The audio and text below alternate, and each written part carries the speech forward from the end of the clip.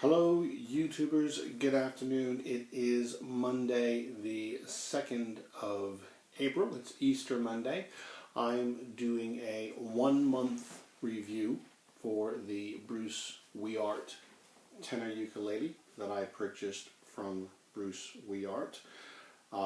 As you can see, from the point of view of aesthetics, the thing is still going strong. There is absolutely no evidence at all of inlays coming loose.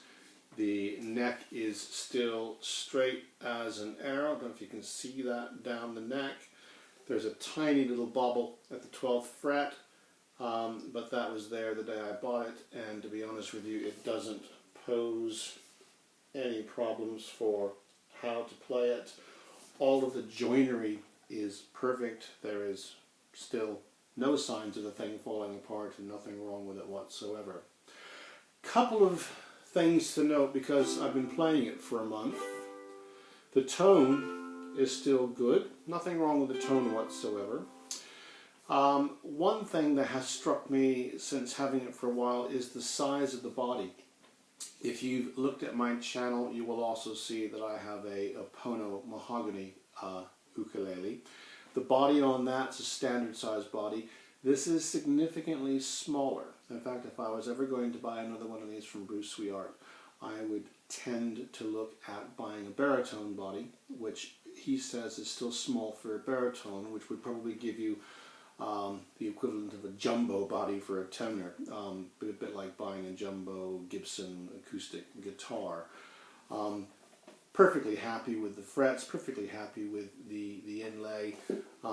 This distance, the distance between the nut and this little curve here, again, for me is just a little bit smaller. I would prefer this bend to extend out to about there, maybe another ½ an inch, to a bit of an extension. And the reason for that is there are some chords that when you're playing a G7, for example, for me, my finger hits that, and there are a few chords, a few places where you kind of need to just have your hand back this way, and that just gets in the way. It's just an irritating thing. It's something for me, if I was going to have another one made, I would probably consider doing it.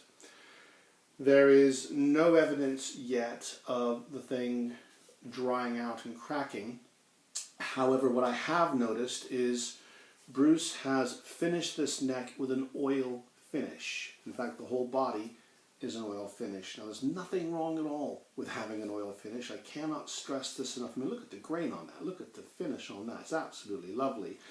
The inlay on the back, absolutely perfect. But for me, for my personal taste, I think I prefer a varnished finish. If you've ever played a guitar or various ukuleles, you'll find that different manufacturers finish their wood with different finishes. This particular finish, I find, I don't know, just a little bit annoying after a while. Makes me want to put hand cream on my hands. I prefer a varnished finish, which some people would find sticky. It's an entirely personal choice. It just happens to be mine. But if you're looking at the quality of the sound of this thing, so let's look here.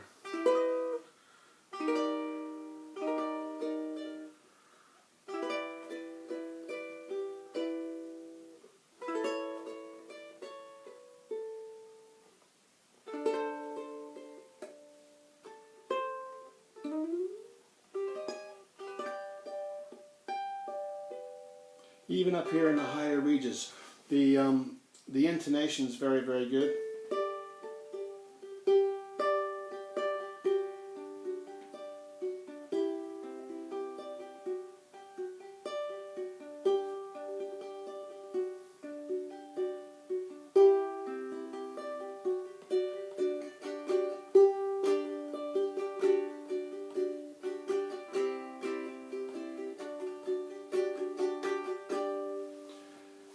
One month on, still overall happy with it, though, as I said, the problem with the finish I find a little bit annoying.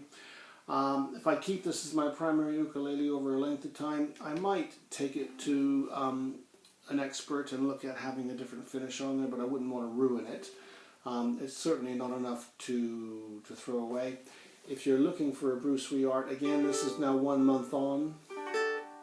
I would still recommend them, but I'm going to put another view of this on the YouTube in about another 8 weeks or so, which will be 3 months on from bringing the ukulele from Vietnam to the UK. And hopefully we can resolve this once and for all. What I do, I make sure the thing stays hydrated. I keep a humidifier in the case with the ukulele, so there's always moisture in there. And you should do that anyway, particularly it's just coming off of winter. And I don't know where you are, it's the 2nd of April here in the UK, and we're having a late winter. In fact, it snowed today where I am, so the heat's still on, drying the thing out, which isn't great. But keep watching. We'll see what happens.